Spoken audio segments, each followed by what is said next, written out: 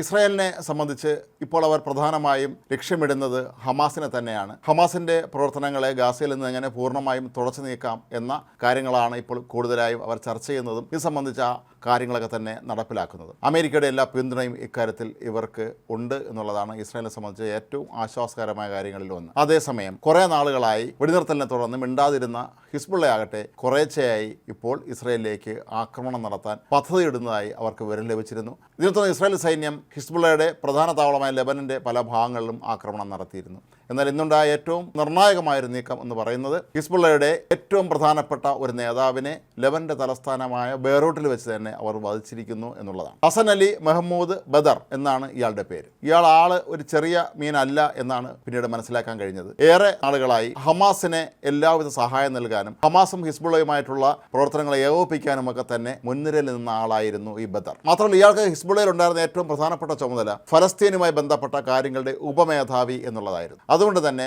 ഇപ്പോഴും ഗാസയിൽ നടക്കുന്ന അതിക്രമങ്ങൾക്കെല്ലാം പിന്നിൽ സഹായം നൽകാൻ ഇയാൾ മുൻകൈ എടുത്തിരുന്നു എന്നാണ് പറയുന്നത്. അതുകൊണ്ട് തന്നെ കുറേ നാളുകളായി ഇസ്രായേൽ സൈന്യം ഇയാളെ ലക്ഷ്യമിട്ടിരുന്നു. അമേരിക്കയും ഇയാളെ പിടികൂടുന്ന കാര്യത്തിൽ ഏറെ സഹായിച്ചിരുന്നു. ഇന്നലെ അർദ്ധരാത്രിയോടുകൂടി ഇയാൾ താമസിക്കുന്ന ബഹുനില കെട്ടിടത്തിലേക്കാണ് ഇസ്രായേലിൻ്റെ പോർവിമാനങ്ങൾ ആക്രമണം നടത്തിയത്. കെട്ടിടത്തിൻ്റെ 3 നിലകൾ പൂർണ്ണമായും തകർന്നിരുന്നു. ഇയാളും കുടുംബാംഗങ്ങളും കൊല്ലപ്പെട്ടു എന്ന് തന്നെയാണ് ഇപ്പോൾ ഇസ്രായേൽ സ്ഥിരീകരിച്ചിരിക്കുന്നത്. ഇക്കാര്യം ലെബനനും സ്ഥിരീകരിച്ചു.